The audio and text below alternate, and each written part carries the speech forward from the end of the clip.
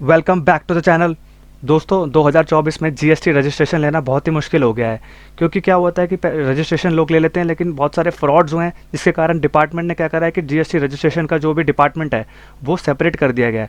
तो आज के वीडियो में हम लोग देखेंगे कि कौन कौन से डॉक्यूमेंट्स आपको जीएसटी रजिस्ट्रेशन के लिए पहले से तैयार रखने, जिससे कि आपकी अगर क्वेरी भी रेज हो तो आपकी वो रिजॉल्व जल्दी से हो जाए। तो आगे वीडियो में हम लोग ये देखते हैं कि कौन कौन से डॉक्यूमेंट्स आपको इंडिविजुअल, कंपनी, एलएलपी, प्रोप्राइटरशिप और पार्टनरशिप के केस में और प्राइवेट लिमिटेड के केस में कौन कौन से डॉक्यूमेंट्स आपको तैयार रखने, जिससे कि आपका जीएसटी रजिस्ट्रेशन पूरा कंप्लीट हो जाए और आपको कोई क्वेरी का सामना ना करना पड़े। तो दोस्तों वीडियो को स्टार्ट करते हैं। अब हम पहले देख लेते हैं इंडिविजुअल और सोल प्रोप्राइटर के केस में कौन कौन से डॉक्यूमेंट्स आपको लगेंगे। पहला आपका है बिजनेस ओनर का पैन कार्ड, यानी कि इनकम टैक्स डिपार्टमेंट ने जो आपको पैन कार्ड इशू किया होगा तो वो आपको पहले चाहिए रजिस्ट्रेशन प्रोसेस के लिए।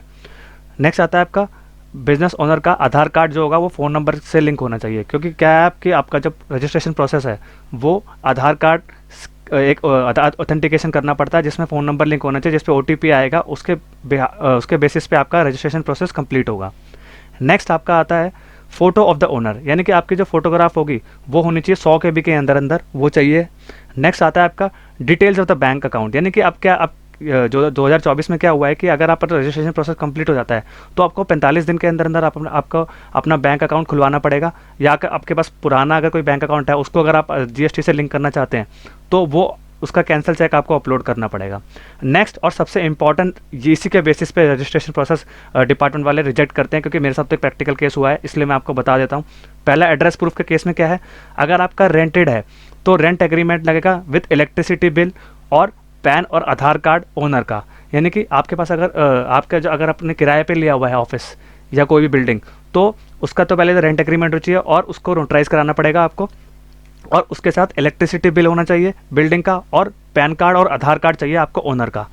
नेक्स्ट आता है अगर आप सेल्फ ओन्ड है, अगर खुद की ही प्रॉपर्टी पे काम करना चाहते हैं तो आपको इलेक्ट्रिसिटी बिल तो चाहिए / प्रॉपर्टी टैक्स रिसीट भी चाहिए होगा, और पिक्चर ऑफ द ऑफिस, यानी कि अगर आप वो मांगता है, यानी कि मैं तो प्रैक्टिकल केस के हिसाब से आपको बता रहा हूँ कि मेरे से तो ऑफिस की पिक्चर्स भी मांगी गई थी, तो मैंने इसके साथ ये अटैच कर दिया गया है।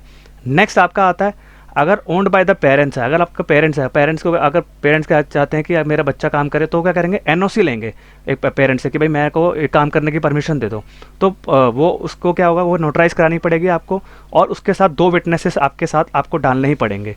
तो ये था इंडिविजुअल का डॉक्यूमेंट, जो कि आपको ये सारे डॉक्यूमेंट्स आपको लगेंगे रजिस्ट्रेशन प्रोसेस के लिए। अब नेक्स्ट हम बात करते हैं LLP/पार्टनरशिप फर्म के बारे में।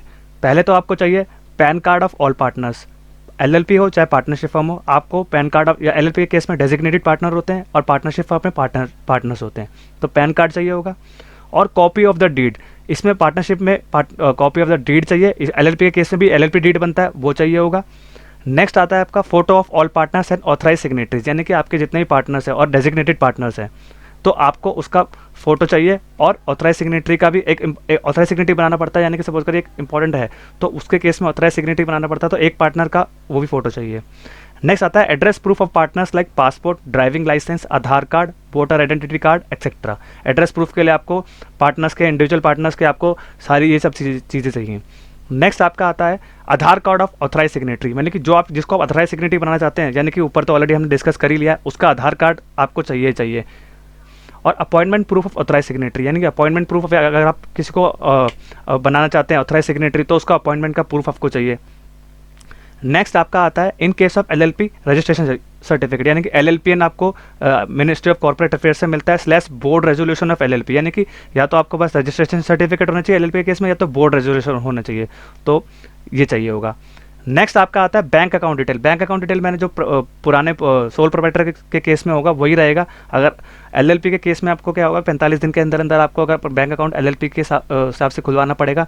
सोल प्रोप्राइटरी में क्या होता है, पर्सनल बैंक अकाउंट भी चल जाएगा, लेकिन एलएलपी के केस में और पार्टनरशिप के केस में आपको अलग से पार्टनरशिप के नाम पे और एलएलपी के नाम पे एक अकाउंट खुलवाना पड़ेगा।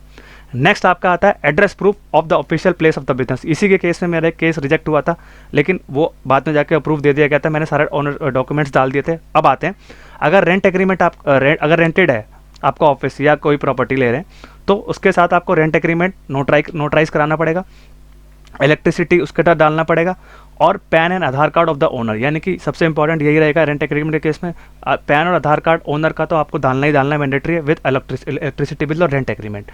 नेक्स्ट आपका आता है अगर आप सेल्फ ओन्ड है तो electricity bill / property tax receipt with picture of the office, ये तो सेम ही रहेगा जो सोल प्रोप्राइटरशिप के केस में था।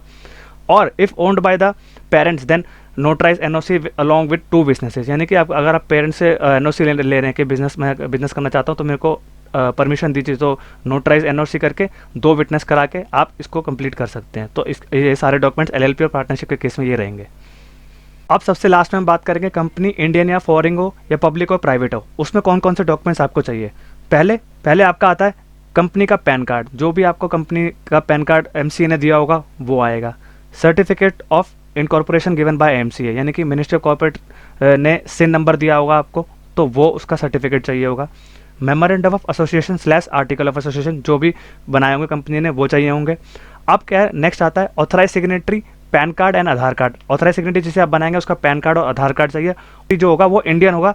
और अगर फॉरेन कंपनी है तो even if it is foreign company registration / branch registration, यानी कि अगर ऑथराइज सिग्नेटरी इंडियन होना चाहिए, या तो फॉरेन हो या तो उनकी ब्रांच इंडिया में रजिस्टर्ड हो, वो चाहिए होगा। नेक्स्ट आपका आता है pan card and Aadhaar card proof of all directors of the company, यानी कि पैन कार्ड और आधार कार्ड आपको एड्रेस प्रूफ के लिए चाहिए होगा, पैन कार्ड चाहिए होगा और address proof, pan card and address proof of all directors of the company, यानी कि पैन कार्ड चाहिए और एड्रेस प्रूफ के लिए आपका आधार कार्ड होगा तो वो चाहिए होगा। Photo of the all directors and the authorise signatory, यानी कि सारे डायरेक्टर्स का फोटो चाहिए होगा और ऑथराइज सिग्नेटरी का भी आपको फोटो चाहिए होगा। नेक्स्ट आता है आपका board resolution which involve appointment of an authorise signatory / any other proof for appointment, यानी कि बोर्ड रेजोल्यूशन चाहिए होगा आपको जिसमें आप ऑथराइज सिग्नेटरी को अपॉइंट करेंगे और कोई भी अपॉइंटमेंट का प्रूफ जो आपके पास है। बैंक अकाउंट के केस में तो आपको ऑलरेडी यही है कि अगर आपका रजिस्ट्रेशन मिलेगा उसके बाद ही आप बैंक अकाउंट खुलवाएंगे, 45 दिन के अंदर अंदर आपको डालना होगा। नेक्स्ट आता है address proof of the core place of the business, ये सबसे इंपॉर्टेंट पार्ट है। मैंने आपको 2 प्रीवियस सोल प्रोप्राइटर और एलएलपी के केस में डिस्कस किया है, सेम वही प्रोसेस रहेगा, लेकिन कंपनी के केस में क्या होता है वो रेंट, ज़्यादातर बिल्डिंग रेंट पे लेते हैं। बहुत सारी कंपनीज होती हैं जो उनकी खुद की ऑफिस होता है, लेकिन क्या होता है ज़्यादातर कंपनीज क्या करती है अपने रेंट पे लेते हैं। तो रेंट एग्रीमेंट के साथ अलॉन्ग विद आपका ओनर का पैन कार्ड, आधार कार्ड चाहिए होगा और फ़ोन नंबर भी चाहिए होगा, जिससे कि डिपार्टमेंट जाके खुद विजिट करते हैं कंपनी के केस में। वैसे इंडिविजुअल के केस में भी करते हैं और एलएलपी के केस में करते हैं, लेकिन कंपनी के केस में मैंडेटरी हो जाता है। लास्ट आता है डिन ऑफ ऑल डायरेक्टर्स, ये एलएलपी के केस में भी था लेकिन मैंने स्किप कर दिया था, तो मैंने यहाँ पे आपको बताता हूँ कि डिन भी चाहिए होंगे सारे डायरेक्टर्स के, और एलएलपी के केस में जो डेजिग्नेटेड पार्टनर होते हैं उनके डिन बनते हैं, तो वो भी चाहिए होंगे। तो गाइस ये थे जीएसटी रजिस्ट्रेशन के डॉक्यूमेंट्स जो आपको 2024 में चाहिए ही चाहिए अगर आपको जीएसटी रजिस्ट्रेशन चाहिए। और अगर आपकी क्वेरी रेज होती है तो पहले से आप ये सारे डॉक्यूमेंट्स रेडी करके रखते हैं, जिससे कि आप ऑटोमेटिकली उसका रिप्लाई फाइल कर पाए। तो दोस्तों अगर ये वीडियो इन्फॉर्मेटिव लगी हो तो चैनल को लाइक, सब्सक्राइब और शेयर करिए और बेल आइकन भी प्रेस कर दीजिए, जिससे कि मैं आपके लिए ऐसे इन्फॉर्मेटिव वीडियोस लेके आता रहूँ। Thank you very much.